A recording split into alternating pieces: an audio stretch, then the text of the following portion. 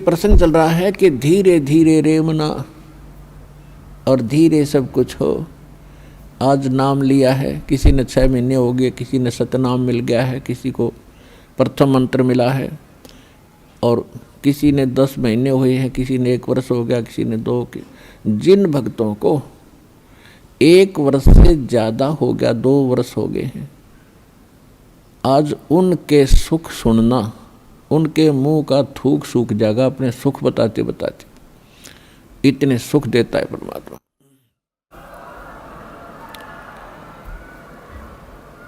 और कुछ अनजान कहते हैं जी मैं 4 बार आ लिया, गण्या कोई लाभ सा विशेष नहीं हुआ। ये उसके लिए प्रार्थना है कि धीरे धीरे रेमना, धीरे सब कुछ हो, माली सींचे 100 गड़ा समय आए फलो। और दूसरा कारण ये होता है, सतगुरु के दरबार में भाई कमी कहे की ना, अनसा मौज नहीं पावता है तेरी चूक चाकरी मां। इस सच्चे दरबार में किसी चीज की कमी नहीं है। यदि आपको कोई राहत परमात्मा से नहीं मिल पा रही है तो आपका कनेक्शन ठीक नहीं है।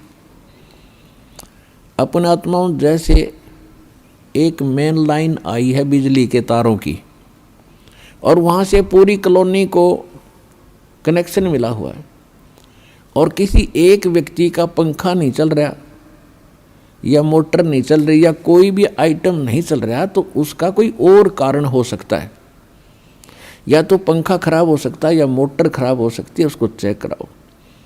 और सारा ही व्यवस्था नहीं चल रही कोई भी, तो आपका कनेक्शन ठीक नहीं है। तो यहाँ एक बहुत बड़ी हम गलती करते हैं कि मर्यादा ना रख के भगवान का हम आशीर्वाद प्राप्त नहीं कर पाते, जिस कारण से आप जी का वो कनेक्शन कट जाता है। कहते परमात्मा कहते औखद खावे और पत्थर है, औखद खावे और पत्थर रखे और तब पावे मोक्ष। जैसे दवाई लेते हैं, औषधि लेते हैं, तो उसके साथ कुछ परहेज भी होते हैं। तो इस मार्ग में परहेज कंपलसरी है परमात्मा के इस मार्ग में। और परहेज वही हैं जो हमने वैसे ना करने चाहिए। बीड़ी, शराब, मांस, तम्बाकू, अन्य देवताओं की पूजा, ये तो वैसे ना करनी चाहिए। बताओ और परहेज क्या है? तो इस करके ये तो अवश्य रखने ही पड़ेंगे यदि आपने भगवान से लाभ लेना है और मोक्ष प्राप्ति करनी है। तो कहने का भाव ये है कि नाम जिन्होंने ले लिया, धीरे धीरे सब काम होंगे। थोड़ा समय दो दाता को, इतने उतावले ना हो। जैसे एक कहता है जी मैंने नाम लिया, मेरा सारे सुख हो गए, तो इसके। और दूसरा कहता है जी मैं 4 बार आ चुका हूँ, अभी तक विशेष राहत मिली नहीं है। पुणात्माओं, ये परमात्मा का मार्ग है। इसके लिए आपने ये ध्यान रखनी पड़ेंगी जो बातें दास बता रहा है। अब जैसे किसी का कोई रोगी है और उसको एक्सीडेंट हो गया किसी का, और उससे ब्लड निकल रहा है, रक्त, और उधर से टांग टूट गई, उस पीड़ा भी बहुत घनी हो रही है, तो डॉक्टर सबसे पहले उस स्थान को ऑपरेशन या किसी कारण से ठीक करेगा जहाँ से ब्लड निकल रहा है। अगर उसका ब्लड निकल गया तो नाश मृत्यु हो जाएगी।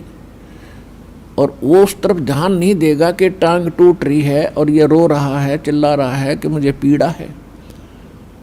डॉक्टर इलाज भी कर रहा है और वो ये सोच रहा है कि डॉक्टर का जानना को नहीं, मैं मर गया, मेरी तो टांग टूट गई। लेकिन डॉक्टर पागल नहीं है। डॉक्टर पहले देख रहा है कि ये करना आवश्यक है, ये टांग तो बाद में जुड़ जाएगी, इस तरह मरा नहीं गा ये। तो इसी प्रकार आपके जिन्होंने दीक्षा ले ली है और जिनके ऊपर कोई ऐसी आपदा आनी है कि आपकी मृत्यु होनी हो, तो पहले परमात्मा उस मृत्यु को रोकेगा। बाकी संसारिक सुख तो फिर आपका ढेर लगा देगा, आपका जीवन एक्सटेंड हो गया था। तो इस बात को आप ध्यान रखना। यह कोई बालकों का लेख नहीं है, और इतने एक मनुष्य जीवन का मिलना हंसी खेल नहीं है। एक सांस भी मनुष्य जीवन की मिलना आपको बालकों का खेल नहीं है। और ये आपको 100-150 वर्ष एक्सटेंड कर देता है ये परमपिता ये पूर्ण परमात्मा है।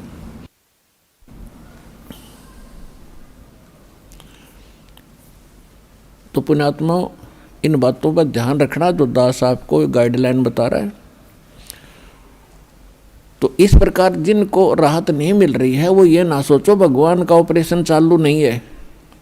आपके उन संकट निवारण के लिए परमात्मा उसी दिन सक्रिय हो जाता है जिस दिन आप इस ज्ञान को पढ़कर या ज्ञान को सुनकर और हृदय से पुकार लेते हो, परमात्मा हम आपके हो लिए, आपके बगैर मुझे कुछ दिखाई नहीं देता है। और कब बुलाओगे उसी दिन से परमात्मा आपको अपना मान लेता है, क्योंकि ये आत्मा का साथी है, आत्मा इसका अंश है। चाहे वो किसी धर्म में है, चाहे किसी मजहब में है, या किसी प्राणी के शरीर में है, कुत्ते गधे सूअर के शरीर में है। तो ये परमात्मा उसी दिन से आपको स्वीकार कर लेता है यदि आप हृदय से पुकारते। और जिस समय नाम ले लेते हो फिर तो बातें खत्म हो जाती है कि आपके कोई सुनवाई ना हो या आपके संकट दूर ना हो। उसके लिए यही कारण हो जाता है कि परमात्मा पहले वो संकट टालेगा जो तेरी जान को जोखिम करेंगे। आपको जीवन एक्सटेंड करके फिर धीरे धीरे तेरे सारे आपके सभी कार्य, आवश्यक कार्य जो होंगे सारे ठीक करेंगे। देखो ये भक्ति मार्ग है। यदि आप यहाँ आते हो बरवाला आश्रम में तो आपको सबसे पहले ये उद्देश्य बनाना होगा कि मुझे मोक्ष चाहिए। और जो ये कहते मैं फैक्ट्री लाऊं, मैं मंत्री बनूं, एमएलए बन जाऊं, मेरा आशीर्वाद दे दो गुरुजी, देखो ये आशीर्वाद यहाँ पर आपको नहीं मिलेंगे, क्योंकि ये तो भगवान से दूर करेंगे आपको। और हम ऐसा विष आपको खिला नहीं सकते जो आपका जीवन को हानि कर दे। डॉक्टर ऐसा अनजान नहीं होता। इसका कारण ये है कि जैसे कोठी बंगले आपको दे भी देगा भगवान, तो आप परमात्मा से कोसों दूर होगे। और फिर क्या बताते हैं, सर्व सोने की लंका थी वो रावण से रणधीरम, एक पलक में राज विराजीव जम के पड़े जंजीरम। सारी सोने की लंका बख्श दी थी उसको, सारा लंका सोने की बनाए बैठा था। और उस समय तो कई कई हजार, 20-20, 30-30 हजार वर्ष की उम्र होती थी। तो उसने त्याग को सोचना कोई बड़ी बात नहीं थी, कभी ना मरूं, 30-40 हजार वर्ष जीऊँगा, क्योंकि सतयुग में लाख वर्ष की आयु होती है। और त्रेता में भी 67 के अंदर 40, 50, 30 और लास्ट में कम हो जाती है। तो रावण के मन में ये खरपतवार पैदा हो जाना, क्या भी नहीं मरूंगा, ठाठ तो कोठी बना ली, दो कोई मंजिल की अटारियाँ बना रखी हैं। जैसे आजकल ये 20-20, 30-30 मंजिल के बनाते हैं मकान, वो तो 100 मंजिल के बनाए बैठा था, 200 के, इतना कुबद्दी था। और सारे सोने के, ईंट और गारा सोने की, लिपाई सोने की। और उसने भी ये सोच रखा था भी नहीं मरूं, ऐसा बक्कल उतरा, सह परिवार नष्ट हो गया। तो कहने का भाव ये है, परमात्मा कहते हैं कि क्या मांगो कुछ थिर न रहाई, ये देखत नैन चला जग जाई, 1 लख पूत 1.25 लख नाती, उस रावण के दीवान बाती। परमात्मा कहते क्या मांगो, हमें बताते हैं कि क्या मांगोगे। रावण जितने धनी भी नहीं हो सकते, और ऐसे शक्तिशाली सिद्धि युक्त भी तुम नहीं हो सकते। और उसकी क्या दुर्गति हुई, और क्या मांगना चाहिए परमात्मा से। भक्ति दान गुरु दीजियो देवन के देवाओ, जन्म पाया भूलूं नहीं करहूं पद सेवा हो। और फिर क्या मांगे, साईं इतना दीजियो जा मैं कुटुंब समाए, हम भी भूखे न रहे, अतिथि न भूख हो जाए। इससे अधिक मांगने की आवश्यकता नहीं भगवान से। अब परमात्मा ने सारा पता है कि इस बच्चे को क्या आवश्यकता है और कौन सा वस्तु देना अनिवार्य है, कौन सी वस्तु ये मांग रहा है, इसके लिए ये फायदेमंद है कि नहीं।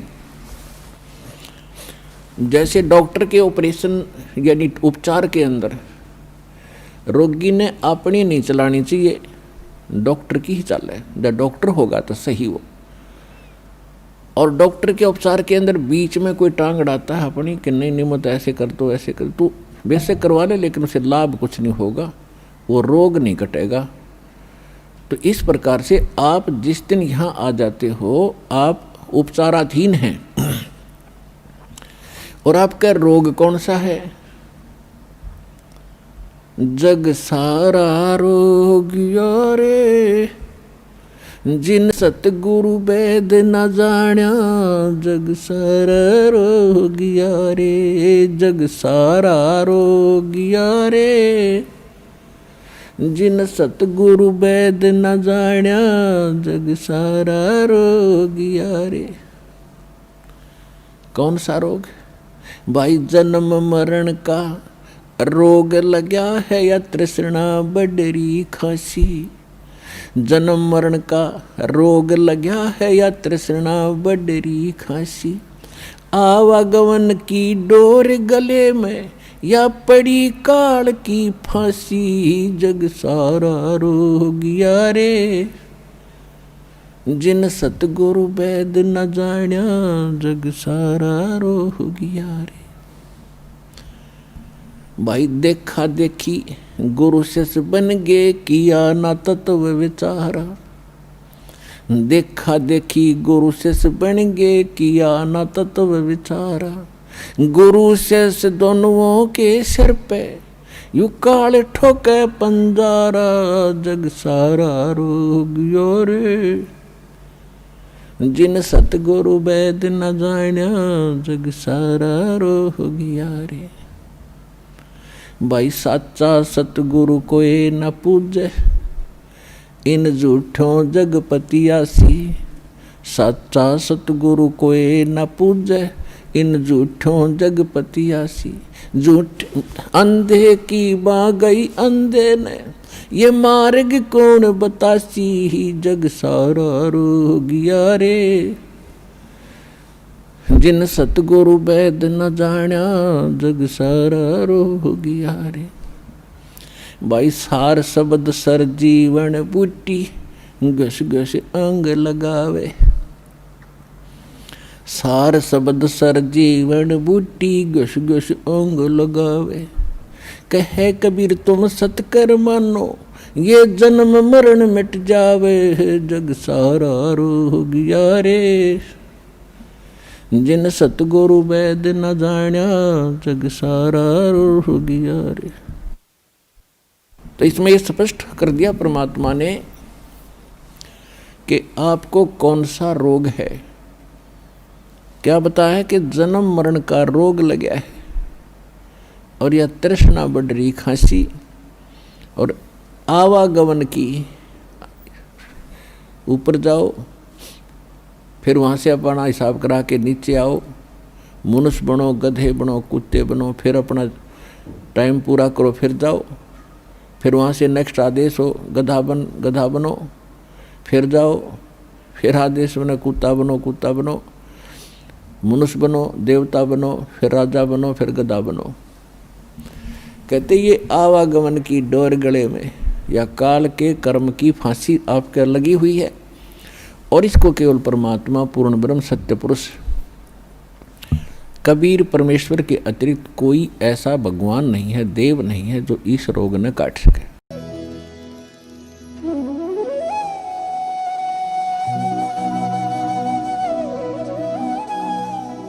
अगर आप ये वीडियो YouTube पर देख रहे हैं तो हमारे चैनल को सब्सक्राइब करें और बेल आइकन को दबाना ना भूलें। अगर आप Facebook पर ये वीडियो देख रहे हैं तो हमारे पेज को लाइक करें।